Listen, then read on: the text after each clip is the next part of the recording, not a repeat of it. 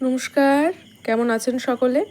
Actually কয়েকদিন যাবৎ প্রচণ্ড বৃষ্টি হচ্ছে হলদিয়াতে এবং আশেপাশের এলাকাগুলোতে। তো আপনাদের ওই দিকে কী অবস্থা আমাকে কমেন্টে অবশ্যই জানাবেন।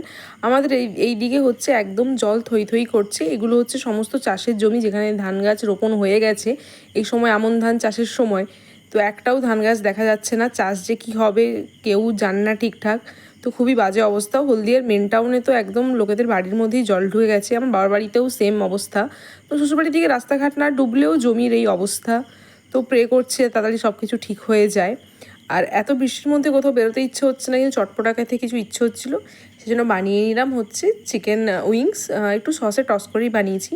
তো এরপরে কোনো একদিন রেসিপিটা দেবো, খুব সুন্দর খেতে লাগছিল।